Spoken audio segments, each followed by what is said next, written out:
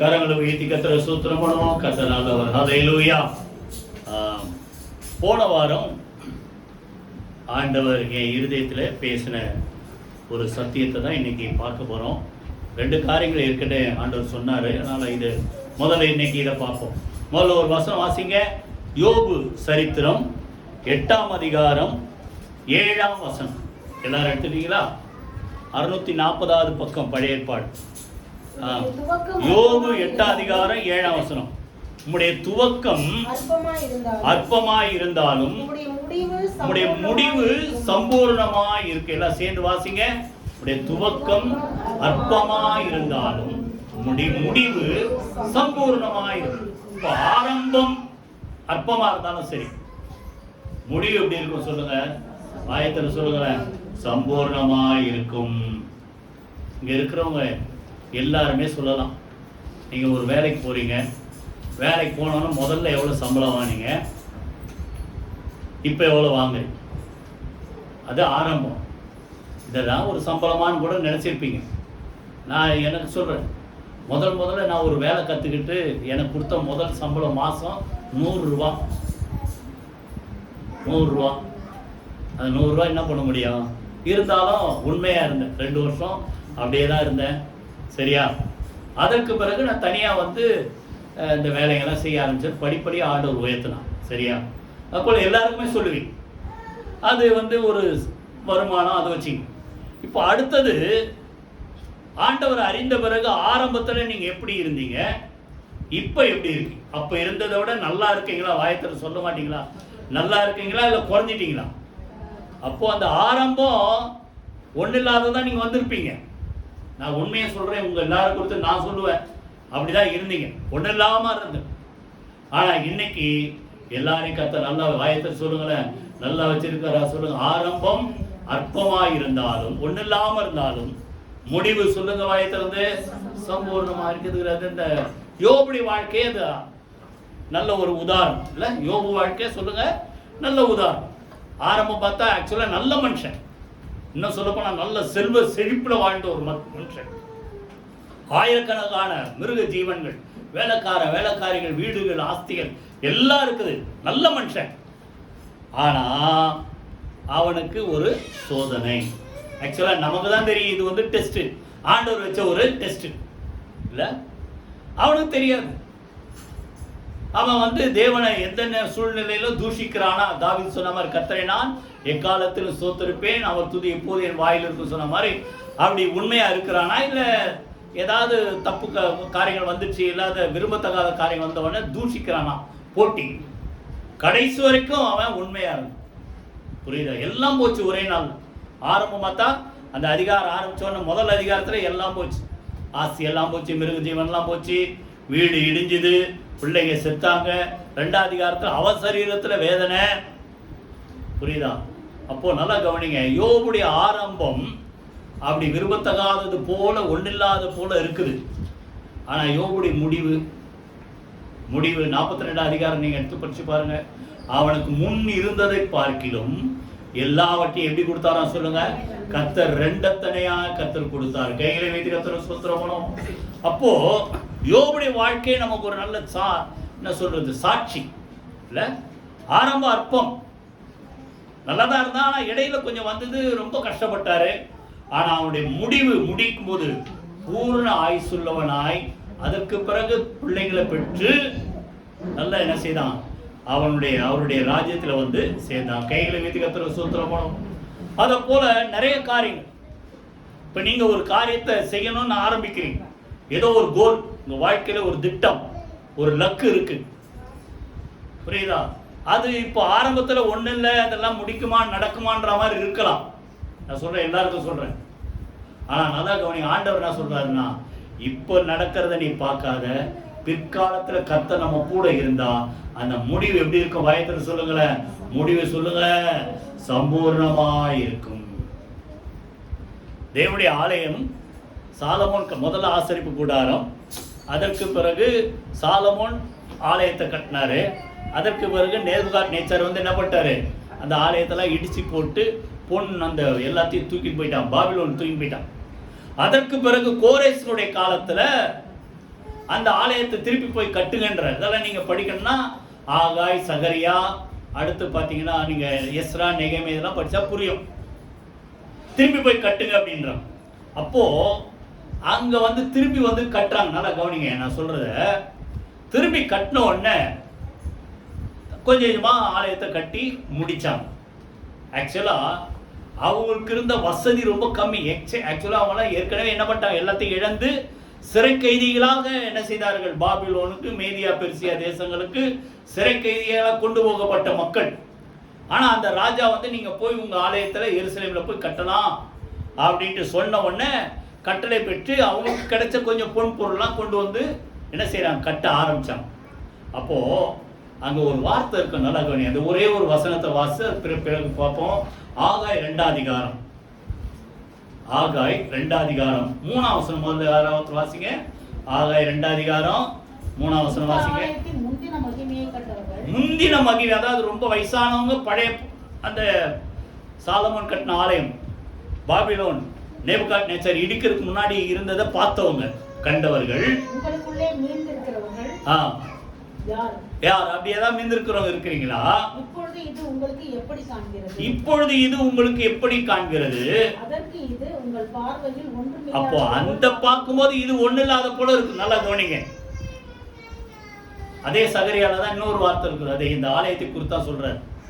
அற்பமான ஆரம்பத்தை யார் அசட்டை பண்ணக்கூடும்? புரியுதா?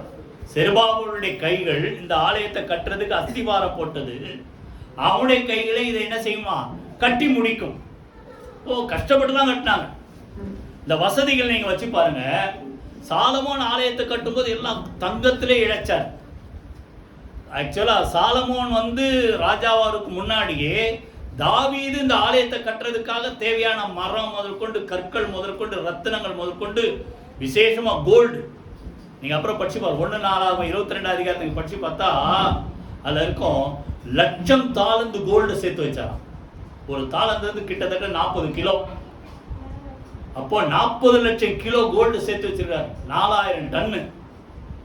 அப்போ எல்லாம் சேர்த்து வச்சு கட்டினாரா சாலமோன். ஆனா இவங்க கட்டினது ஒண்ணு இல்லாம சிறை கைதிகளாக எல்லாத்தையும் இழந்து சிறை கைதிகளா அடுத்த தேசத்துக்கு போய் திரும்பி அந்த ராஜாவுடைய அனுமதியோடு திரும்பி வந்து கட்டும்போது அவங்க எவ்வளவு கஷ்டப்பட்டிருப்பாங்க. ஆனாலும் அவங்க மனசுல எதை கட்டணும் சொல்லுங்க, தேவனுக்கு ஆலயத்தை கட்டணுன்ற வாஞ்ச இருந்ததால இப்போ திருப்பி அதே ஆகாயில 2ஆம் அதிகாரம் 9ஆம் வசனம், 2ஆம் அதிகாரம் 9ஆம் வசனம் வாசிங்க. முந்தின ஆலயத்தின் மகிமை பார்க்கிலும் இந்த பிந்தின ஆலயத்தின் மகிமை கை வைத்து கர்த்தருக்கு ஸ்தோத்திரம் பண்ணுவோமா பெரிதா இருக்கும். இப்போ முந்தின ஆலயம் கோல்ட வச்சே கட்டினாங்க, எல்லாம் சேர்த்து வச்சு கட்டினாங்க. ஆனா தேவன் மேல வச்ச வாஞ்சையா தாவீது சொல்றார், என் தேவனுடைய ஆலயத்தின் நான் வைத்திருக்கிற வாஞ்சையினால் இதெல்லாம் நான் சேர்த்து வச்சேன்றார். ஆனா அப்ப இருந்தது அப்படி அந்த சூழ்நிலை தான் முக்கியம். இவங்க அவங்க சாப்பிட்றதுக்கு ஏதாவது கிடைக்குமா, அவங்களுக்கு ஏதாவது கிடைக்குமான்றது பெரிய விஷயம். அப்படிப்பட்ட சூழ்நிலையில ஆண்டவருக்கு ஆலயத்தை கட்டணுன்ற வைராக்கியத்தோடு கட்டினபடினால கஷ்டப்பட்டு கட்டி முடிச்சவன ஆண்டவர் அந்த ஆலயத்தை குறித்து சொல்றாரு, முன்னாடி இருந்த சாலமோன் கட்டின அந்த ஆலயத்தை விட இந்த ஆலயத்தினுடைய மகிமையை சொல்லுங்க பெரிதாய். அதே போல நீங்க உங்க லைஃப்ல பாருங்க, ஆண்டவர் அறிவதற்கு முன்பாக ஒருவேளை நீங்க எப்படி இருந்தீங்களோ தெரியல, ஆனா அவரை அறிந்த பிறகு இந்த மகிமை சொல்லுங்க பெரிதாய் இருக்கும். கைகளை வைத்து கர்த்தருக்கு ஸ்தோத்திரம் பண்ணுவோமா. ஆரம்பம் சொல்லுங்க வாய்த்திருந்து அற்பமாய் துவக்கமா தான். ஆரம்பம் துவக்கமா அற்பமா இருந்தாலும் முடிவு எப்படி இருக்கும் சொல்லுங்க சம்பூர்ணமாய் இருக்கும். இதை நல்லா புரியணுன்றதுக்காக ஒரு 2 பேருடைய லைஃப் இன்னைக்கு நம்ம பார்க்க போறோம். ஆரம்பம் அவங்களுக்கு எப்படி இருந்தது, அவங்க முடிவு எப்படி ரொம்ப சுருக்கமா பார்த்து முடிச்சிரும். 2 பேருடைய லைஃப் யாரை பார்க்க போறோம்? 2 பேர் ராஜாத்தம். இஸ்ரேலுடைய முதல் ராஜா யாரு? சவுல் ராஜா. புரியுதா? அதற்கு பிறகு வந்த ராஜா யாரு? தாவீது ராஜா. 2 பேருடைய ஆரம்பம் எப்படி இருந்தது, 2 பேருடைய முடிவு எப்படி இருந்தது, இதெல்லாம் எதுக்குன்னா புரியுதா, ஆரம்பத்தை பார்த்து நீங்க சோர்ந்து போக கூடாது. புரியுதா? கர்த்தர் எனக்கு ஒரு நல்ல முடிவை வைத்திருக்கிறார். அந்த யோபுதா சொல்றார், எனக்கு குறித்திருக்கிறதை சொல்லுங்க கர்த்தர் நிறைவேற்றுவார். சங்கீதத்துல தாவீது சொல் 138ஆம் சங்கீதத்துல கர்த்தர் எனக்காக சொல்லுங்க யாவையும் செய்து முடிப்பார். ஒருவேளை இப்ப நடக்கிற சூழ்நிலை எல்லாம் உங்களுக்கு விரோதமா இருக்கலாம், ஒண்ணு இல்லாத போல இருக்கலாம். அந்த ஆகாயில சொன்ன வார்த்தைப்படி இதெல்லாம் ஒண்ணு இல்லாத மாதிரி இருக்கலாம். ஆனாலும் கர்த்தர் நம்ம கூட இருந்தா நம்முடைய முடிவு சொல்லுங்க சம்பூர்ணமாய் இருக்கும். இப்போ 2 பேருடைய ஆரம்பம் 2 பேருடைய முடிவு நம்ம பார்க்க போறோம். முதல்ல வாசிங்க 1 சாமுவேல் 11ஆம் அதிகாரம் 21 இருந்து 24 வரைக்கும் சவுலுடைய ஆரம்பம். 1 சாமுவேல் 11ஆம் அதிகாரம் 21 இருந்து நல்லா கவனிங்க.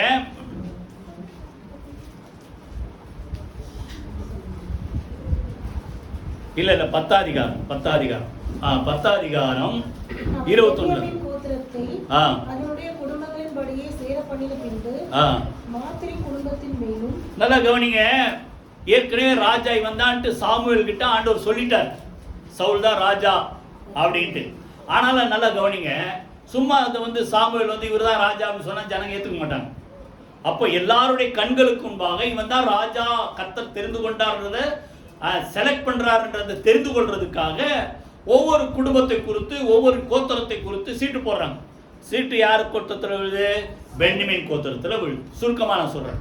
2வது அந்த கோத்திரத்தில் இருக்கிற குடும்பங்களை குறித்து போட்டா மாத்திரை குடும்பத்து மேல விழுது. அப்புறம் அந்த குடும்பத்துல யாரு அப்படின்னா இப்போ கீசின் குமாரனாகிய சவுலின் பேருக்கு சீட்டு விழுந்தது. சீட்டு விழுந்தவன எங்கடா அந்த சவுல் பார்த்தா அவன் பயந்து எங்க பண்ணான்? ஓடி ஒளிஞ்சிக்கிட்டான். அதுக்கு பிறகு தளவாடங்கள் பக்கத்தில் இருக்கிறவனை கூப்பிட்டு வந்து பார்த்தா அப்போ அதனால கவனிங்க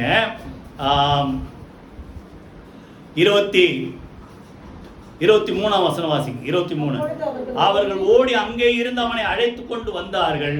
அவன் ஜனங்கள் நடுவே வந்து நின்றபோது எல்லா ஜனங்களும் அவன் தோளுக்கு கீழா இருக்கத்தக்க உயரம் உள்ளவனா இருந்தான். பின்னால பார்த்தா இவ்வளோ பெரிய நல்ல வளர்ச்சி, நல்ல சரீரத்துல நல்ல தோற்றம், அப்படிப்பட்ட ஒரு ஆள் ராஜாவை கர்த்தர் தெரிந்து கொண்டாருன்னு ஜனங்களாம் ரொம்ப சந்தோஷப்பட்டு எல்லாரும் அவன் தோளுக்கு கீழே தான் இருக்கான். அப்ப இவன் எவ்வளவு உயரமா இருக்கும்? அப்ப ஆரம்பம் நல்லதா இருந்தது. புரியுதா?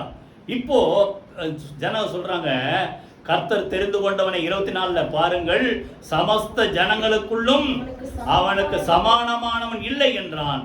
அப்பொழுது ஜனங்கள் எல்லாரும் ஆர்ப்பரித்து ராஜா வாழ்க என்று வாழ்த்தினார்கள். இப்போ சவுளுடைய ஆரம்பம் நல்லா ஓஹோனுது. நீங்க ஒரு சில நேரத்துல நம்ம ஆரம்பம் ஓஹோன்னு இல்லை, அற்பமா இருக்கு. துவக்கம் அற்பமா இருக்கு, ஆனா முடிவு. இப்போ கவனிங்க, தாவீதுடைய ஆரம்பம் எப்படி? அதே தாவீது எங்க பாத்தீங்கன்னா 16ஆம் அதிகாரத்துக்கு வாங்க. 16ஆம் அதிகாரம் அதே 1 சாமுவேல்ல 16ஆம் அதிகாரம் நீங்க 10ல இருந்து நீங்க வாசித்து பாருங்க. சாமுவேல் தீர்க்கதரிசிய ஈசாய் வீட்டுக்கு ஆண்டவர் அனுப்புறார். ஈசாயுடைய பிள்ளைகள்ல ஒருத்தனை என்ன செய்ய போறோம்? 10ல இருந்து 12 வரைக்கும் அவனை தான் நான் ராஜாவை அபிஷேகம் பண்ண போறேன்னு ஒண்ணு முதல்ல சாமுவேல் சொல்ற. ஏற்கனவே ஒரு ராஜா இருக்கிறான், இதை நான் கேள்விப்பட்ட அவன் என்ன கொல்ல தேடுவானா, நீ போ பலியிட போறேன்னு சொல்லி எங்க போ, நடக்க போறதை நான் பாத்துக்கிறேன்னு ஒண்ணு. அப்போ ஏற்கனவே அந்த ஈசாய் குடும்பத்துக்கு சொல்லி பிள்ளைங்கெல்லாம் கூட்டுவாங்க, புரியுதா அப்படின்னு சொன்ன உடனே இவங்க 7 பிள்ளைங்களை கூட்டு வந்து நிறுத்துறாங்க. முதல் பிள்ளை பேர் என்ன சொல்லுங்க? அவன் யாரு? முதல் ஈசாய் அபினதா. முதல் பிள்ளை யாரு? எலியா 6ஆம் வசனத்துல. அப்புறம் அபினதா, அப்புறம் சம்மா, இப்படி வரிசையா கொண்டு வராங்க. எல்லாரையும் ஆண்டவர் என்ன பண்ணிட்டானா, இவன் இல்லை இவன் இல்லை இவன் இல்லை இவன் இல்லை. அப்ப நல்லா கவனிங்க, தாவீதுடைய ஆரம்பம் எப்படி? அவன் குடும்பத்துல ஒருத்தர் ராஜாவா வரப்போறான்னு தெரியுது. தீர்க்கதரிசியும் வந்துட்டார், ராஜாவா இங்கதான் இந்த குடும்பத்துல ஒருத்தரை அபிஷேகம் பண்ண போறான்னு தெரியும்.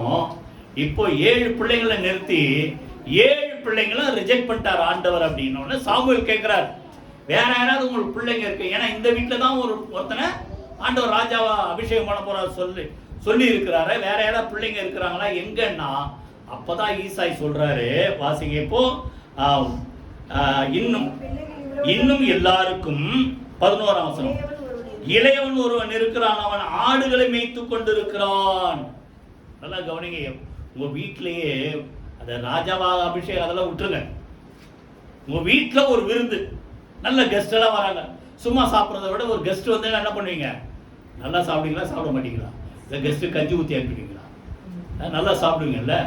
அப்போ நல்லா சாப்பிடும்போது யாராவது ஏய் உனக்கு இதெல்லாம் கிடையாது நீ போ அப்படின்னு அனுப்புவீங்க உங்கள் பிள்ளைங்கள. ஒரு 4 பிள்ளைங்க இருக்கிறீங்க, இல்லை 2 3 பிள்ளைங்க இருக்கிறீங்க, ஒருத்தனை அனுப்பிட்டு ஒருத்தனை உட்கார வைப்பீங்களா?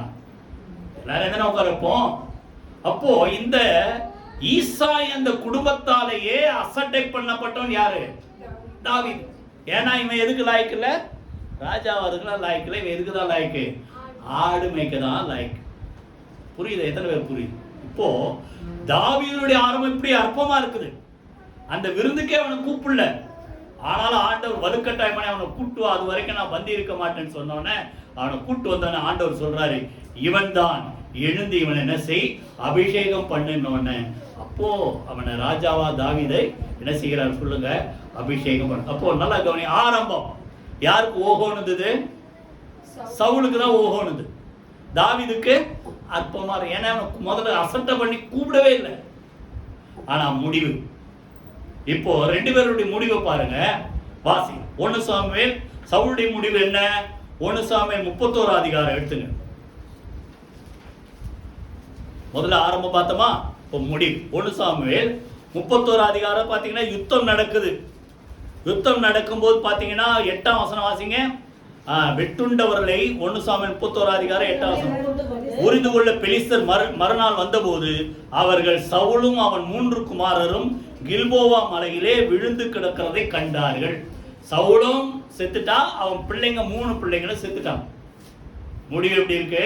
யுத்தத்திலே மரித்தார்கள். நல்லா, யுத்தத்துல மரிக்கிறது ஒண்ணு அந்த காலத்துல வந்து ஒரு இழிவானதல்ல, மரித்தார். இப்போ முக்கியம் என்னன்னா 9ஆம் வசனத்துல அவன் தலையை வெட்டிட்டான். 10ஆம் வசனத்துல அவனுடைய உடலை பெசானுடைய எதிரிகளுடைய அந்த இதுக்கு பார்டர்ல கொண்டு போய் என்ன பண்ணிட்டாங்க? தொங்க விட்டான். இப்போ அடுத்தது இதை விட முக்கியம் என்னன்னா அவன் தலை, யாருடைய தலை? சவுளுடைய தலை எங்க கொண்டு போய் வச்சாங்க தெரியுமா? 1 நாளாகமும் 10ஆம் அதிகாரம் 10ஆம் வசனம். யார ஒருத்தர் வாசிங்க. 1 நாளாகமும் 10ஆம் அதிகாரம் 10ஆம் வசனம். அவன் ஆயுதங்களை தங்கள் தேவர்களில் கோவிலிலே வைத்து, சவுளுடைய ஆயுதங்களை அவங்களுடைய பெலிஸ்தர்களுடைய தாகோன் அந்த தெய்வம் அங்க கொண்டு போய் வச்சுட்டு சவுளுடைய தலைய தாகோன் கோயில கொண்டு போய் மாட்டி வச்சு. எவ்வளவு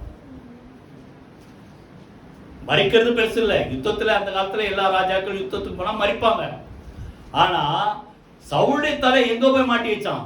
அவனுடைய கோயில்ல கொண்டு போய் மாட்டி வச்சிருக்கான். புரியுதா?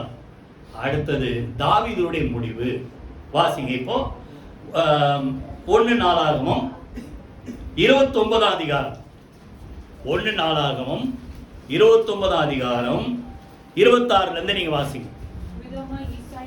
இவ்விதமாய் ஈசாயின் குமாரனாகிய தாவீது இஸ்ரவேல் அனைத்துக்கும் ராஜாவாக இருந்தான். அவன் இஸ்ரவேலை ஆண்ட நாட்கள் 40 வருஷம். பின்னால பாத்தீங்கன்னா 28ஆம் வசனத்துல அவன் தாவீதுடைய முடிவு வாசிங்க.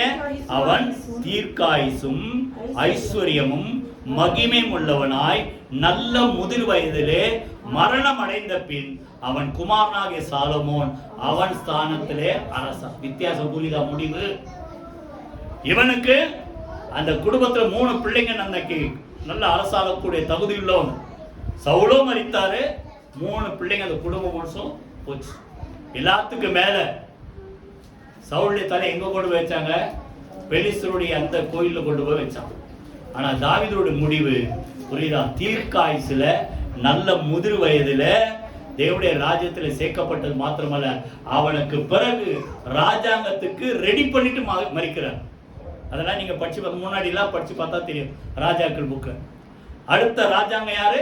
சாலமோனுக்கு அவன் ரெடி பண்ணிட்டு அவனுக்கு வழிமுறையெல்லாம் கத்து கொடுத்துட்டு, இன்னும் சொல்லமான ஆலயத்தை கட்டுறது தேவையானதால பொண்ணு வெள்ளியும் நான் சேர்த்து வச்சிருக்கேன், நீ போய் ஆலயத்தை கட்டி அவனுக்கு செய்ய வேண்டியதெல்லாம் சொல்லிட்டு அவனுடைய ராஜ்யத்துல போய் பங்கடைந்தான். கைகளை வீதி கத்துற சூத்திரம் பண்ணுவோமா? அப்போ சவுளுடைய ஆரம்பம் ஓகோன்னு இருந்தது, தாவீதுடைய ஆரம்பம் அற்பமா ஒண்ணு இல்லை. ஆனா முடிவு, சவுளுடைய முடிவு பரிதாபமா இருந்தது, தாவீதுடைய முடிவு எப்படின்னு சொல்லுங்க? மகிமையா இருந்தது. கைகளை வீதி கத்துற சூத்திரம் பண்ணுவோமா? இப்போ புரிஞ்சுதா? ஆரம்பம் சொல்லுங்க, துவக்கம் அற்பமாய், மறக்க கூட அந்த வார்த்தை சொல்லுங்க. துவக்கம் அற்பமாய் இருந்தாலும் முடிவு சம்பூர்ணமாய் இருக்கும். கைகளை வைத்து கர்த்தருக்கு ஸ்தோத்திரம் போனோமா? முடியல, மெசேஜ் முடியல. இதெல்லாம் முடிவு இவனுக்கு இருக்குதுன்னா இவன் லைஃப் எப்படி இருக்கு அதை பார்த்தா தானே தெரியும். ஓஹோன்னு இருந்தவன் பரிதாபமா மறித்தான், ஒண்ணு இல்லாம இருந்தவன் மகிமையா மறித்தான். அப்போ ரெண்டு பேருடைய லைஃப்ல எவ்வளவு வித்தியாசம் இருக்கு. அந்த ரெண்டு பேருடைய லைஃப்ல இருக்கிற வித்தியாசங்கள் ஒரு 5 காரியம் ஷார்ட்டா பார்த்துட்டு முடிச்சிடும், சரியா? சவுலுடைய வாழ்க்கையிலும் தாவீதுடைய வாழ்க்கையிலும் இருக்கிற வித்தியாசங்கள், அவங்க எப்படி வாழ்ந்தாங்க. இன்னும் சொல்ல போனா நீங்க பாத்தீங்கன்னா அந்த சாமுவேல் புக்கில் பார்த்தீங்கன்னா அந்த யுத்தத்துக்கு போகும்போதே விசுவாசோட போற தாவீது, பெலிஸ்தன் கோலியாத் வந்து நிந்திக்கிறான். யாரா ஒரு ஆள் வாங்கடா, நீங்க இத்தனை பேர் நிக்கிறீங்க யுத்தத்துக்கு, என்ன ஜெயிச்சிருங்க, நாங்களாம் உங்களுக்கு அடிமையாயிரும். எல்லாம் பயந்து நடுங்கிறாங்க. அது 1 சாமுவேல் 1:17 அதிகாரம் அப்புறம் எடுத்து படிச்சுப்பாரு. சவுலும் அவனோடு கூட இருந்த மக்கள் அனைவரும் என்ன செய்தாராம்? கலங்கினார்கள் இருக்கும். 11ஆம் வசனம் நினைக்கிறேன், 11ஆம் வசனம், கலங்கினார்கள். அப்போ தாவீது வந்து பேசுறான், இந்த பெலிஸ்தன் நிமித்தம் ஒருவனுடைய இருதயம் கலங்க தேவைன்னு யார்கிட்ட சொல்றான்? சவுல் ராஜா கிட்ட வந்து தாவீது பார்த்தா ரொம்ப சின்ன பையன், இளைஞன், 17-18 வயசு பிள்ளை. அவன் வந்து சொல்றான், நீங்களாம் இவளை பார்த்து என்ன செய்ய வேணாம், பயப்பட வேணாம், நாம யுத்தம் பண்ணுவோன்னு. அப்போ கூட சவுல் சொல்றான், அவன் யுத்த வீரன், பெரிய யாரு? கோலியாத். நீ சாதாரண ஒரு சின்ன பையன், நீ எப்படா போய் ஜெயிப்ப, உன்னால ஜெயிக்க முடியாதுன்னா. அப்போ யாருக்கு? சவுலுக்கு என்ன இல்லை, விசுவாசம் இல்லை, கோலியாத்தை ஜெயிக்கும். தாவீது சொல்றான், நான் ஜெயிப்பேன், என்னோடு கூட யார் இருக்கிறது? ஆண்டவருக்கு. ஏன்னா உதாரணத்தை சொல்றான், நான் ஆடு மேய்க்கிறவன் தான், ஆடு மேய்க்கும் ஒரு தடவை மேய்ப்ப அந்த மந்தையில இருக்கிற ஆட்டை பிடிச்சிக்கிட்டு சிங்கம் வந்து பிடிச்சிச்சு, இன்னொரு தடவை கரடி வந்து பிடிச்சது. கர்த்தரையும் கூட இருந்தபடினால அந்த சிங்கத்துக்கும் கரடிக்கும் அந்த வாய்க்கு அந்த ஆட்டை நான் என்ன செய்த தப்புவித்தேன். அந்த சிங்கத்தை கரடியை கொன்றது போல எப்படி சொல்றாரு விசுவாசம், இந்த கோலியாத்தின் கர்த்தர் என்ன செய்வார்? என் கையிலே ஒப்பு. இதான் விசுவாசம். இந்த விசுவாசம் யாருக்கு இல்ல? சவுலுக்கு. புரியுதா? நல்லா கவனிங்க. உங்க ஆரம்பம் ஒண்ணு இல்லாம இருந்தாலும் மேல நீங்க முடிவு சம்பூர்ணமா இருக்கணும். எல்லாத்தையும் நம்புங்க. வாயத்தில் சொல்லுங்க. எல்லாத்தையும் சொல்ல மாட்டீங்களா? எல்லாத்தையும் என்ன செய்யணும்? தேவன் மேல நம்பிக்கை வைக்கணும், விசுவாசம் வைக்கணும். புரியுதா? அதுதான் தாவீதுடைய வாழ்க்கையை உயர செய்து. இப்போ 5 காரியம் பார்க்க போறோம். முதல்ல அந்த சவுலுடைய வாழ்க்கையில நம்ம நெகட்டிவா பார்க்கறது என்ன? வாசிங்க 1 சாமுவேல் 15ஆம் அதிகாரம். எல்லாருக்கும் தெரியும். நீங்க போய் என்ன செய், அந்த அமலேக்கியரை போய் என்ன செய், யுத்தம் பண்ணி எல்லாரையும் சின்ன இதுல இருந்து மிருக ஜீவன்ல இருந்து பெரிய ஆள் வரைக்கும் ஒன்னே உயிரோட வைக்காதபடிக்கு எல்லாம் செய்ய என்ன செய், சங்காரம் பண்ணிட்டு ஆண்டவர் சொல்லி அனுப்புறார். சொல்லி அனுப்பும்போது இவர் என்ன பண்ணாரு? ராஜாவை தப்பு வைக்க வச்சாரு. 2வது ஒன்னில்லாததெல்லாம் தப்பு வைக்க வச்சுட்டு, ஒன்னில்லாதெல்லாம் அழிச்சிட்டு நல்லதெல்லாம் தப்பு வச்சிட்டார். சொல்லி எல்லாம் செஞ்சுட்டு சாமுவேல்ட்ட வந்து சொல்றார், கர்த்தர் சொன்ன மாதிரி நான் எல்லாத்தையும் செஞ்சுட்டேன். நீங்க நிறைய பேர் அப்படிதான் இருக்கிறோம். ஆண்டவர் சொல்றது ஒண்ணு, செய்யறது ஒண்ணு. செய்யறதெல்லாம் செஞ்சுட்டு நான் ஆண்டவர் சொன்னதெல்லாம் செஞ்சுட்டேன். அப்பதான் சாமுவேல் எல்லாத்தையும் அழிச்சுட்டேன்ற. இப்ப என் காதுல ஆடு மாடு சத்தலங்க இதெல்லாம் எப்படி வந்தது? எல்லாத்தையும் தானே அழிக்க சொன்னாரு. அவன் சொல்றான், கர்த்தருக்கு பலியிடுறதுக்காக நான் அதெல்லாம் வச்சிருக்கேன். அப்பதான் ஆண்டவர் பேசுறாரு. இப்ப வாசிங்க 1 சாமுவேல் 15ஆம் அதிகாரம் 22 வாசிங்க. அதற்கு சாமுவேல் கர்த்தருடைய சத்தத்திற்கு கீழ்ப்படிவதை பார்க்கிறோம், சர்வாங்க தகனங்களும் பலிகளும் கர்த்தருக்கு பிரியமா இருக்கும். எது நல்லதுன்றாரு? முதல்ல நீ கீழ்ப்படியதான் நல்லது, பலியிடுவதல்ல. புரியுதா? கீழ்ப்படியதான் நல்லது. பின்னால சொல்றாரு, கீழ்ப்படிதலும் ஆட்டுக்கடாக்களின் நினத்தை பார்க்கிலும் செவி கொடுத்தலும் பலிகளை பார்க்கல் கீழ்ப்படிதல் நல்லது. புரியுதா? அடுத்தது அந்த ஆட்டுக்கடாக்குடைய நினத்தை பார்க்கிலும் எது நல்லது சொல்லுங்க? செவி கொடுக்கிறது. கை வைத்து கர்த்தருக்கு ஸ்தோத்திரம். அப்ப முதல்ல சவுலுடைய அந்த அவன் முடிவு அற்பமா ஒண்ணு இல்லாம போனதுக்கு காரணம் தேவனுக்கு என்ன செய்யல சொல்லுங்க? வயதிலிருந்து கீழ்ப்படியில. அதே போல திருப்பி நீங்க வாசி பார்த்தீங்கன்னா அங்க சொல்றாரு, அதுலயே 23ஆம் வசனத்துல இரண்டகம் பண்ணுதல் சொல்லுங்க. ரெண்டகம் பண்ணுதல், வில்லி சூனிய பாவத்துக்கும் முரட்டாட்டம் பண்ணுதல் அவபக்திக்கும் விக்கிரக ஆராதனைக்கு ஒப்பா இருக்குது. ரெண்டாவது என்ன சொல்லுங்க? முதல்ல கீழ்ப்படியில. ரெண்டாவது சொல்லுங்க எதிர்த்து நிக்கிறது. முரட்டாட்டம் பண்றதுன்னா என்ன சொல்றது சொல்லுங்க. உங்களை கை வச்சு நெஞ்சில கை சொல்லி பாருங்க. முரட்டாட்டம் பண்றீங்களா சொல்லுங்க. இல்ல சொல்றதெல்லாம் கேட்கறீங்களா? அக்டோபர் 2ஆம் தேதி தெரியும். முரட்டாட்டம் பண்றீங்களா? கீழ்ப்படுகிறீங்களா? செவி கொடுக்குறீங்களா? ரிபலியன், எதிர்த்திருக்கிறது. எப்பவுமே நல்லா கவனிங்க. ஏதாவது ஆண்டவர் சொன்னா ஆமா ஆண்டவரே அப்படிதான் நான் ஏத்துக்கிறேன், என்கிட்ட தான் சொல்றீங்க, எனக்கு தான் சொல்றீங்க, நான் ஏத்துக்கிறேன் வாங்க. புரியுதா? அவனுக்கு சொல்ல மாட்டாரு, எனக்கு மாத்திரம் ஏன் சொல்றாரு? அவனை கேட்க மாட்டாரு, என்ன மாத்திரம் கேட்கிறாரு? இதெல்லாம் என்ன சொல்றேங்க? எதிர்த்து. சரி, இவன் எதிர்த்து நிக்கிறான், கீழ்ப்படியாம இருக்கிறான். இப்ப தாவீது வாசிங்க. தாவீதை குறித்து நிறைய படிக்கலாம். ஆனா எல்லாத்துக்கும் முத்திர வச்ச மாதிரி ஆண்டவர் தாவீதை குறித்து சொன்ன ஒரு சாட்சி, ஒரு வார்த்தை புதிய ஏற்பாடு அப்போஸ்தலர் 13ஆம் அதிகாரம் 22. யாராவது வாசிங்க. அப்போஸ்தலர் நடவடிக்கைகள் 13ஆம் அதிகாரம் 22ஆம் வசனம். தாவீது எப்படி இருந்தான்? சவுல் கீழ்ப்படியில முரட்டாட்டம் பண்ணான். தாவீது எப்படி இருந்தான்? 13:22. அந்த கீழ்ப்படியாத சவுலை தள்ளி தாவீதை அவர்களுக்கு ராஜாவாக ஏற்படுத்தி. நல்லா கவனிங்க. நல்ல ஒரு மனுஷன் என்ன சொல்றாரு? என் இருதயத்துக்கு ஏற்ற ஒரு மனுஷன், எனக்கு சித்தமானது அப்படின்னா என்ன சொல்றானோ அப்படிதான் அவன் செய்வான். கைகளை வீட்டு கத்திர சோத்திரம் பண்ணுவோமா? அப்போ கீழ்ப்படிந்த தாவீதுடைய முடிவு மகிமையா. புரியுதா? தேவனுடைய இருதயத்துக்கு ஏற்ற, அவர் மனசுல என்ன இருக்குதோ அதான் செய்யறார். அவருக்கு என்ன சித்தமோ அதான் செய்யறார். புரியுதா? சவுளுடைய முடிவு பரிதாபமா போனது காரணம் என்ன? கீழ்ப்படியாமை, முரட்டாட்டம்னா எதிர்த்து நிக்கிறது. இப்ப ரெண்டாவது என்ன வித்தியாசம்? 1 சாமுவேல் சவுளுடைய வாழ்க்கையில 1 சாமுவேல் 18ஆம் அதிகாரம் 7 வாசிங்க. 18ஆம் அதிகாரம்.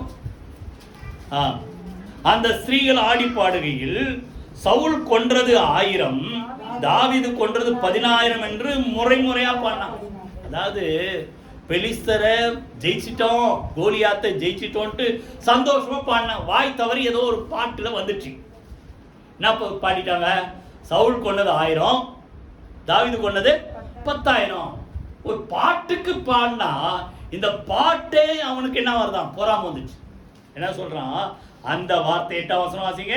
அந்த வார்த்தை சவுலுக்கு விசலமா இருந்தது, அவன் மிகுந்த எரிச்சல் அடைந்து தாவீதுக்கு 10000, எனக்கோ 1000.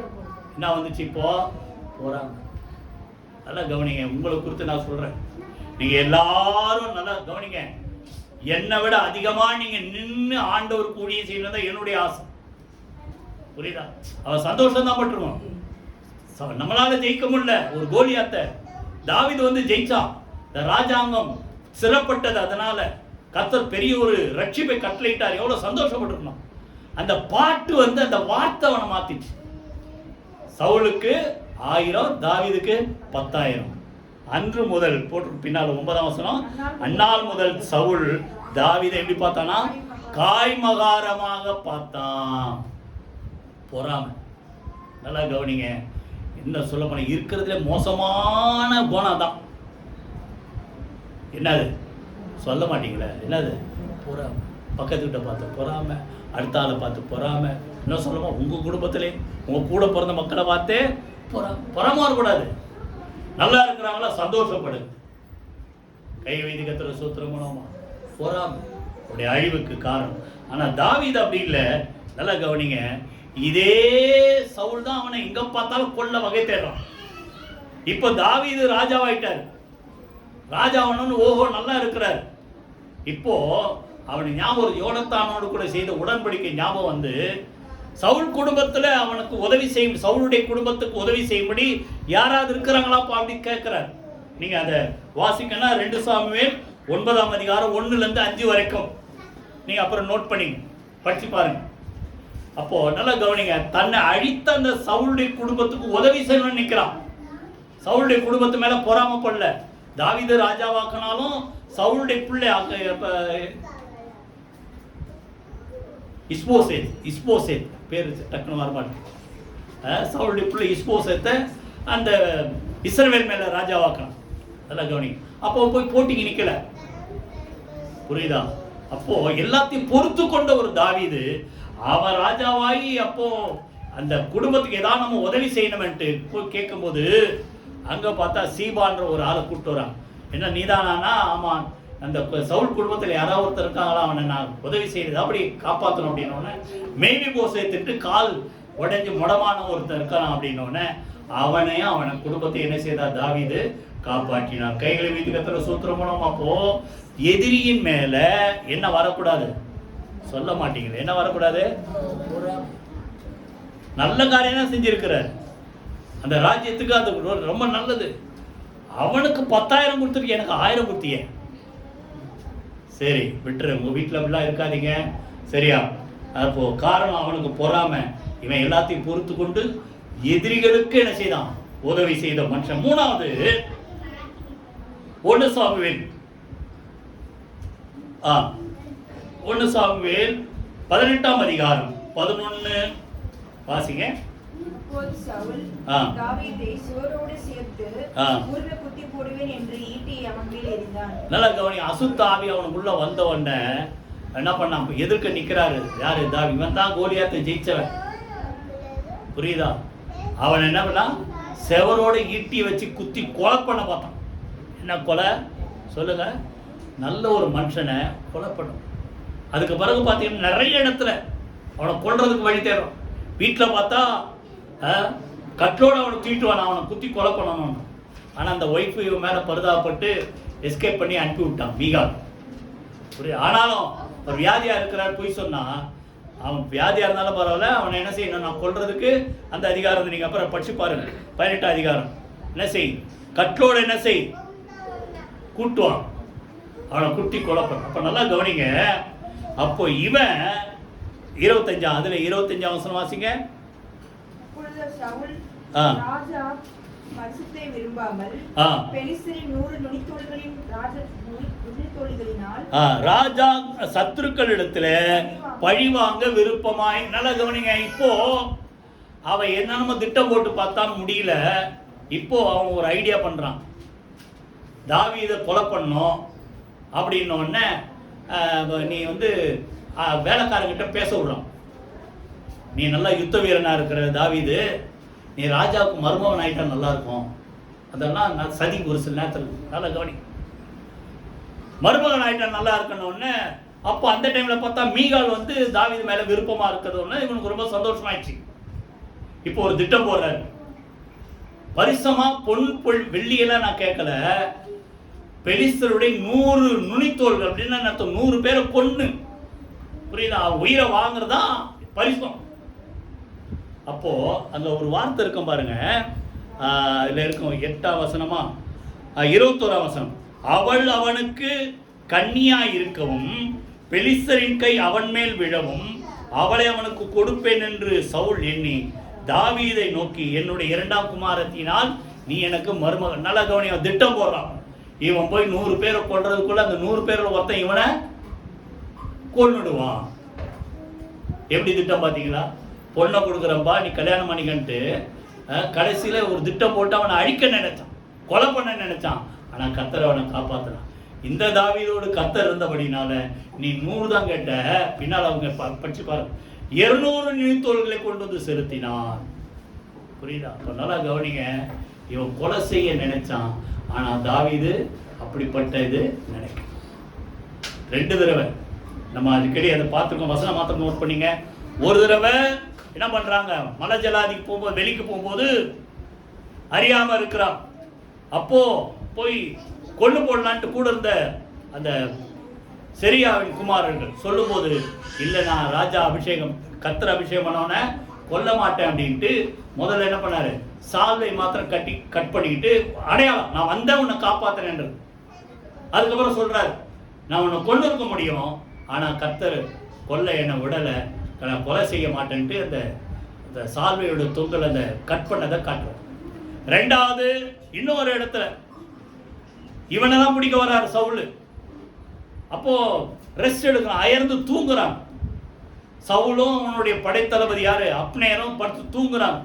சவுளுடைய ஈட்டி அங்க இருக்குது, தண்ணி சோம்பு அங்க இருக்குது, புரியுதா? அப்போ வந்து சொல்றான், அபிசாய் சொல்றான், இவன் முன்னதானே கொலை பண்ண வந்திருக்கிறான், இப்போ ஆண்டவர் உன் கையில அவனை ஒப்பு கொடு. எத்தனை பேர் அப்படி காப்பாத்துவான்? அவனை உன் கையில ஒப்பு கொடுத்துருக்கிறார். இவனால் தான் உனக்கு தொல்லை, நாட்டை விட்டு ஓடி காட்டுல அலைஞ்சு நிற்க, ஒரே குத்தா அவனை குத்தி போட்டுமான்னு கேட்டா, கர்த்தர் அபிஷேகம் பண்ண மேல என்ன செய்ய மாட்டேன், கை போட மாட்டேன்ட்டு. அங்கேயும் பார்த்தா ஈட்டியை தண்ணி சோம்பா எடுத்து போயிட்டு திருப்பி கூப்பிட்டு சொல்றாரு, கர்த்தர் 2 தடவை என்ன கொடுத்தாரு, ஒப்பு கொடுத்தாரு, ஆனாலும் நான் உன்னை காப்பாத்தினேன். இப்போ நல்லா கவனிங்க, சவுளுடைய வாழ்க்கையில சொல்லுங்க விழுந்து போன காரணம் அவன் என்ன பண்ண சொல்லுங்க. இன்னும் சொல்ல போனா அதே இந்த தாவீதுடைய ராஜாவா இருக்கும் சொல்றான், ரத்த பிரியரான அந்த சவுலுக்காக பஞ்சம் வந்துதான் தேசத்துல, புரியுது? பஞ்சம். இப்ப நல்லா கவனிங்க, நம்ம குணம் சரியில்லைன்னா அது நம்மளையும் பாதிக்கும், நம்ம இருக்கிற இடத்தையும் சொல்லுங்க பாதிக்கும். ஆனா தாவீது அப்படி இல்லை, புரியுதா? 2 முறையும் அவனுடைய உயிரை என்ன செய்தான் சொல்லுங்க, காப்பாத்தினா. இப்ப நீங்களாம் நினைக்கலாம், நான் என்ன கொலையா பண்றேன், அவ்வளவு பெரிய பெரும்பாதகம். ஒரு வசனம் வாசிங்க. 1 யோவான் 3:15. 1 யோவான் 3:15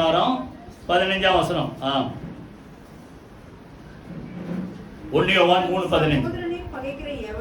தன் சகோதரனை பகைக்கிற எவனும் யார் யாரா அவன் சொல்லுங்க, மனுஷ கொலைபாதகன். சொல்லுங்க. ஒருவேளை சர்ச்சில் இருக்கிற உடன் சகோதரர்களா இருந்தாலும் சரி, உங்க குடும்பத்தில் இருக்கிறவங்களா இருந்தாலும் சரி, இல்ல ஒருத்தருக்கு ஒருத்தர் ஒரு ஃப்ரெண்டை போல ஒரு சகோதரரை போல பழகிறவங்களா இருந்தாலும் சரி, அவங்க உண்மையா அவங்கள நேசிக்கும் போது நீங்க அவங்க மேல என்ன வைக்க கூடாது சொல்லுங்க, பகை வைக்க கூடாது. அப்படி பகைச்சா அது எதுக்கு ஈக்குவலா? கொலைபாதகன். புரியுதா? எத்தனை பேர் புரியுது? நான் கொலையெல்லாம் செய்யல நினைக்காதீங்க. மனசுல ஒருத்தருக்கு ஒருத்தர் பார்த்தா அன்பு வருதா, பகை வருதா, கோபம் வருதா, எரிச்சல் வருதா, வேற கசப்பு வருதா? நம்ம யாரு? பயமா இருக்குல்ல மனுஷன்? சொல்லுங்க. கொலைபாதகன். சவுளுடைய வாழ்க்கையில் அப்படி இருந்தது. ஆனா தாவீது எல்லாரையும் அதான் சொல்றாரு, சத்துருக்களை என்ன செய்யுங்க, சிநேகிங்க, பகைக்கிறவர்களுக்கு என்ன செய்யுங்க, நன்மை செய்யுங்க. புரியுதா? அது 3வது. 4வது அவன் விழுந்தது காரணம் 1 சாமுவேல் 28 1 சாமுவேல் 28 5 10 வரைக்கும் நீங்க பாத்தீங்கன்னா, சவுளுடைய வாழ்க்கை சரியில்லாதால ஆண்டவர் ஜோமணி பார்த்தா பதிலே சொல்ல மாட்டாரு. பதில் சொல்லணும்னு இப்போ சவுல் என்ன பண்றாரு, 7ஆம் வசனத்துல பார்த்தா, அஞ்சனம் பார்க்கிற ஒரு ஸ்திரியை தேடுங்க, நான் போய் அவட்ட போய் குறி கேட்க போறேன். கர்த்தர் அருவருக்கிற பாவத்துல இது ஒரு முக்கியமான பாவம். எதை பார்க்க கூடாது சொல்லுங்க? அஞ்சனம் பார்க்கிறோம். சொல்லுங்க, இங்க பாருங்க, குறி கேட்கிறோம். நீங்கன்னா அப்படி இல்லை. யாரா போய் நிக்கிறீங்களா? அஞ்சனம்னா என்னது? அந்த செத்தவன்ட்ட குறி கேட்கறது. குறி சொல்றதோ கிட்டத்தட்ட அப்படிதான். புரியுதா? நீங்க அப்படிப்பட்ட பழக்கம் வைக்க கூடாது. இது ஆண்டவர் அருவருக்கிறார். இவன் அப்படிப்பட்ட மக்கள்லாம் நாட்டை விட்டு துரத்திட்டான். ஆனா கடைசி காலத்துல அவன் சரியில்லாதால இந்த ஆளுங்களை போய் தேடுன்ட்டு போய் பார்த்தா சாமுவேலை எழும்பி வர சொல்றாங்க. அது தப்புதான். புரியுதா? ஆக்சுவலா வந்து சாமுவேல்ல ஒரு வஞ்சிக்கிற ஆய்வு வந்து அவனை ஏமாத்திச்சு. சரி, அதை விட்டுறேன். ஆனா நல்லா கவனிங்க, சவுளுடைய வாழ்க்கையில இப்படிப்பட்ட பாவம், குறி கேட்கறது, அசுத்தாவிட்ட பேசி முடிவு கேட்கறது, புரியுதா? இப்படி இருந்தா. ஆனா தாவீது ஒரு நாள் அப்படிப்பட்ட பழக்கம். என்ன வந்தாலும் சரி, நல்லதோ கெட்டதோ எதுவாக இருந்தாலும் யார் தான் கேட்கறான் சொல்லுங்க? வாங்கி தரது தேவனை. எல்லாத்துக்கும் தேவனை தான் விசாரிக்கிறோம். சவுல் என்ன பிடிக்க வராம போட்டிருக்குது, ஆண்டவரே என்ன அவங்க கையில ஒப்பு கொடுப்பீங்கன்னா ஒப்பு கொடுப்பேன்ன உடனே இவன் போய் பாதுகாப்பா இருந்துக்கிறேன். எல்லாத்தையும் நீங்க ஃபுல்லா தாவீதுடைய சரித்திரத்தை படிச்சு பாருங்க. எல்லாத்தோட எனக்கு ரொம்ப தொட்டது என்னன்னா, ரெப்பாயிம்ன்ற ஒரு இடத்துக்கு பெலிஸ்தர் வராங்க யுத்தத்துக்கு. இப்போ நம்மளா இருந்தா போய் சண்டைக்கு போலாம் போவோம். இவர் என்ன பண்றாரு, ஆண்டவரே நான் ரெப்பாயிமுக்கு போய் இந்த யுத்தத்துக்கு வராங்க, யுத்தத்துக்கு போலாமா? ஆனா நீ போ, கர்த்தர் என்ன செய்வார், அவங்களும் கையில் ஒப்பு கொடுப்பாருன்னு போய் அதே போல ரெப்பாயிம்ல ஜெயிச்சிட்டான். ஜெயிச்ச உடனே தண்ணீர்கள் உடைந்து ஓடுகிறது போல கர்த்தர் சத்துருக்களை எனக்கு முன்பாக உடைந்தோட பண்ணினார். அதே பெலிஸ்தர் திருப்பி 2வது வரான். நம்மளா இருந்தா ஏற்கனவே தான் ஆண்டவர்கிட்ட கேட்டவன் ஜெயிச்சவன், திருப்பி அவன் தானே வரான், அவன்கிட்ட திருப்பி சண்டைக்கு போ. திரும்பி தாவீது ஆண்டவர்கிட்ட கேட்க, ஆண்டவரே திரும்பி அதே ஆள் தான் வரான், திரும்பி போலாமா? அப்போ சொல்ற, வழியை மாத்திர, நீ நேரா போவாத, புரியுதா, சுத்திக்கிட்டு போ. அப்போ ஒரு சத்தம் கேட்கும், முசுக்கொட்டை செடியின் மேல போற ஒரு இரைச்சல் சத்தம். அப்படின்னா அர்த்தம், ஏஞ்சல்ஸ் ஆண்டவர் அனுப்புறாரு சத்தம். அந்த சத்தத்தை கேட்கும் போது கர்த்தர் உனக்கு முன்பாக புறப்பட்டு இருப்பார். அதே போல கர்த்தர் அவனுக்கு ஜெயம் கொடுத்தார். கைகளை வைத்து கர்த்தர் சூத்திரம் பண்ணுவோமா? அப்போ அந்த ஆள்கிட்ட போய் விசாரிக்கிறது உங்களுக்கு தெரியும், புரியுதா? ஆண்டவரை தவிர வேற எங்கேயும் விசாரிக்க போவாதீங்க. அடுத்தது தாவீது எதுவா இருந்தாலும் சொல்லுங்க, தேவன்கிட்ட தான் விசாரி. ஒரு வசனம் வாசிக்கணும், அப்பதான் அது உங்களுக்கு புரியும். நம்ம அப்படி இருக்கக்கூடாது. கலாத்தியர் 4ஆம் அதிகாரம், கலாத்தியர் 4ஆம் அதிகாரம் 9ஆம் வசனம் வாசிங்க. நீங்கள் தேவனை அறிந்திருக்க முன்னாடி ஒரு காலத்துல எப்படியோ இருந்தீங்க, நான் அப்படிலாம் இருந்தேன். இப்பொழுது தேவனை அறிந்திருக்க வெலனற்றதும் வெறுமையானதுமான அந்த வழிபாடு. இதான் என்னது? மந்திரவாதிகிட்ட போறது, குரு கேட்கறவன்ட்ட போறது, செத்தவன்ட்ட போய் குரு கேட்கறது, மீடியம் சொல்லுவாங்க அதை, புரியுதா? இதெல்லாம் பண்றது முதல்ல இருந்தீங்க, இப்ப அதுல இருந்து வந்துட்டீங்க. வழிபாடுகளுக்கு இப்போ நீங்கள் வாசிங்க, மறுபடியும் திரும்பி மறுபடியும் அவைகளுக்கு அடிமைப்படும்படி விரும்புகிறது எப்படி? அதெல்லாம் கவனிங்க. எது தப்புன்னு ஆண்டவர் சொன்னாரோ அதுல இருந்து வந்துட்டீங்க. எத்தனை பேர் வந்துட்டீங்க சொல்லுங்க? எல்லாம் வந்துட்டீங்க. திருப்பி அங்க போலாமா, இங்க போலாமா, அங்க போலாமா, இங்க போலாமா? புரியுதா உங்களுக்கு? தேவன் வெறுக்கிற இடங்களுக்கு என்ன செய்யாத, போவாத. அப்புறம் அதெல்லாம் வந்து உங்க வீட்டுல வர்றது காரணம் தான். புரியுதா? வழிபாடுகள் திரும்பி திரும்ப அடிமைப்படும்படி விரும்புகிறது என்ன? இப்ப 10ஆம் வசனம் வாசிங்க. நாட்களையும் மாதங்களையும் காலங்களையும் வருஷங்களையும் பார்க்கிறீர்களே, நான் உங்களுக்காக பிரயாசப்பட்டது வீணா போச்சோன்னு பயந்துருக்கு. என்ன எத்தனை பேர் அப்படிலாம் பாக்குறீங்க? நாள் பாக்குறது,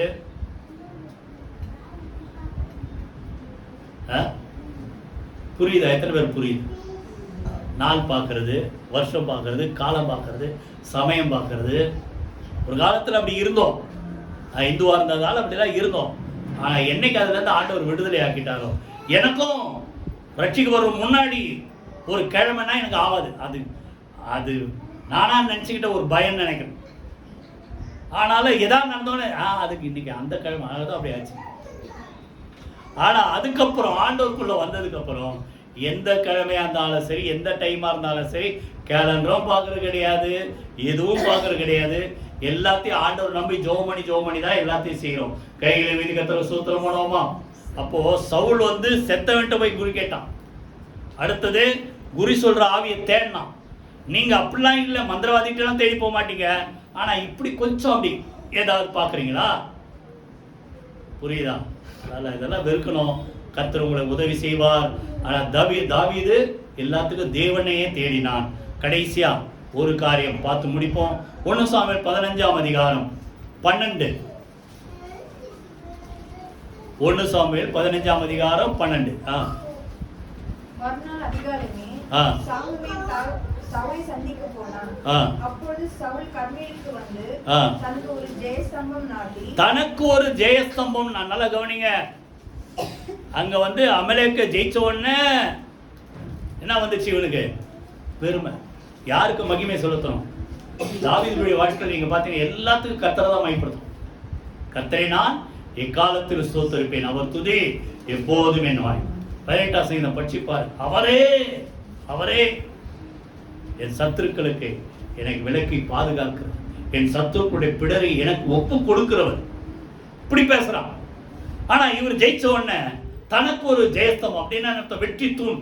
அப்பதான் உங்களுக்கு புரியும், நான் சாதிச்சிட்டேன் பாரு அப்படின்னு பெருமை. ஆனாதான் அந்த பெருமைனாலதான் ஒன்னில்லாத ஜனங்கள்லாம் அழிச்சிட்டு ராஜா யார்? ஆகாகு. அமலேக்குடைய ராஜா 8ஆம் வசனம் படிச்சு பார்த்தீங்கன்னா ராஜாவை உயிரோட காப்பாத்திட்டான். அப்படின்னா என்ன அர்த்தம்? சிறை கைதி அவனை அப்படி செயினை போட்டு இழுத்துன்னு வந்திருப்பான்னு நினைக்கிறேன். இப்போ சவுல் முன்னால போவாரு, கைதியா பிடிக்கப்பட்ட ஆகாக எப்படி வருவாரு? கையிலோ சங்கிலியோ போட்டு கட்டிக்கிட்டு இப்படி பின்னால் வந்தா இவருக்கு என்ன பெருமை? பாரு, எப்பேற்பட்ட ஆளை பாரு, நான் கட்டி இழுத்துன்னு வரேன் பாரு. எத்தனை பேர் புரியுது? பெருமை புரியுது? ஆண்டவர் சொல்றாரு, பெருமை உள்ளவர்களுக்கு சொல்லுங்க தேவன் எதிர்த்து நிற்கிறார், தாழ்மை உள்ளவர்களுக்கு சொல்லுங்க கிருபை அளிக்கிறார். கைகளை வீட்டு கத்துல சுத்திரம் போனோமா? தாவீது எந்த சூழ்நிலையிலும் தன்னை தாழ்த்தின ஒரு மனுஷன். ஒரே ஒரு வசனத்தை வாசி முடிச்சிருவோம். தாவீதுடைய தாழ்மை குறித்து 1 சாமுவேல் 2 சாமுவேல் 6ஆம் அதிகாரம் 13-14 யாராவது வாசிங்க. 2 பெட்டியை ஆ சுமந்து போகிறவர்கள் ஆ ஆள் தப்படி நடந்தபோது ஆ மாடுகளையும் கொழுத்த ஆட்டுக்கடங்களையும் பலியிட்டான். ஆ தாவீது சணலுள் ஏபோத்தை தரித்துக் கொண்டான். ராஜான்றதை மறந்து சாதாரண ஒரு மனுஷனை போல சிம்பிளா ஒரு ட்ரெஸ் பண்ணிக்கிட்டு கர்த்தருக்கு முன்பாக என்ன செய்தா சொல்லுங்க? குதித்து நடனமாடி முழு பலத்தோடு கூட என்ன செய்தான்? அவன் நடனம் தான் ராஜான்ற பெருமை. பின்னால சொல்றாரு, ஆண்டவர் அவனை சொல்லி அவனை வாழ்த்தி எதிர்காலத்தை குறித்து பேசும்போது அவன் சொல்ற ஒரு வார்த்தை 7ஆம் அதிகாரத்துல 18 2 சாமுவேல் 7:18 வாசிங்க. அப்பொழுது தாவீது ராஜா உட்பிரவேசித்து கர்த்தருடைய சமூகத்திலிருந்து, கர்த்தராகிய ஆண்டவரே, தேவரீர் என்னை இதுவரைக்கும் கொண்டு வந்ததற்கு நான் எம்மாத்திரம் சொல்லுங்க, என் வீடும் எல்லா வகையிலும் ஆண்டவர் உயர்த்திட்டே போவார். எவ்வளவு உயர்ந்தாலும் நம்ம ஒண்ணு சொல்ல கத்துக்கணும், ஆண்டவர் இதுக்கெல்லாம் நான் தகுதி இல்லை, நான் எம்மாத்திரம், என் வீடு ஏமா. அப்பதான் சொல்றாரு, பிற்காலத்தை குறித்து இருக்கிற வெகு காலத்தை குறித்து, வெகு காலத்துக்கு பின்பு நடக்க போகிற சங்கதிகளை கர்த்தர் தாவீதுக்கு அறிவித்தார். புரியுதா? அவன் தன்னை தாழ்த்தினபடினாலதான் அவனுடைய சந்ததியில ஆண்டவராக இயேசு கிறிஸ்து சொல்லுங்க பிறந்தார். கையில வீதி கர்த்தரை ஸ்தோத்திரம் பண்ணுவோமா? அதனால நல்லா கவனிங்க. பெருமை 5 காரியம் நெகட்டிவ் சொல்லுங்க. என்னென்ன பார்த்தோம்? கீழ்ப்படியாமை, எதிர்த்து நிற்கிறது. புரியுதா? பெருமை உள்ளவருக்கு தேவன் எதிர்த்து நிற்கிறார். அவர் கைக்குள்ள என்ன செய்யுங்க? அடங்கி இருங்க. 2வது என்ன பார்த்தோம்? சொல்லுங்க, பொறாமை. பெருமையும் வரக்கூடாது. சொல்லுங்க அடுத்தது, பொறாமையும் வரும். பொறாமை. அடுத்தது கொலைபாதகன். திருப்பி அந்த வசனத்தை ஞாபகிங்க. கொலை பண்ற அளவுக்கு இல்லைனாலும் பகை வந்தாலே நம்ம யாரும் கொலை பகை விட்டுரு. சகோதர சிநேகத்தோடு வாழுங்க, அன்பா வாழுங்க. 3வது என்ன பார்த்தோம்? சொல்லுங்க. 3வது கொலைபாதகன். 4வது ஆவிகளை தேடினான், குறி சொல்றதை தேடினான், செத்தவனை தேடினான். ஆனா தாவீது தேவனை தேடினான். கடைசி 5வது பார்த்தோம், பெருமை. நான் தாழ்மை உள்ளவர். கையில் வைத்து நான் ஆண்டவருடைய குணமா தான் சொல்லுங்க, நான் சாந்தமும் மனத்தாழ்மையுமா இருக்கிறேன், என்னிடத்தில் வந்து என்ன செய்யுங்க? கற்றுக்கொள்ளுங்க. எல்லாரும் கர்த்தரை ஸ்தோத்திரமாகுமா? ஆரம்பம் அற்பமாய் இருந்தாலும் முடிவு சொல்லுங்க சம்பூர்ணமா இருக்கணும்னா சொல்லுங்க. இந்த 5 காரியங்கள் இந்த அவருடைய வாழ்க்கையில நம்ம பார்த்ததை நம்ம கடைபிடிப்போம். தாவீதை போல நம்ம வாழ்வோம். கர்த்தர் நம்மை ஆசீர்வதிப்பார். எல்லாரும் எழுந்து கர்த்தரை துதிப்போமா? கரங்களை உயர்த்தி கர்த்தரை ஸ்தோத்திரம்.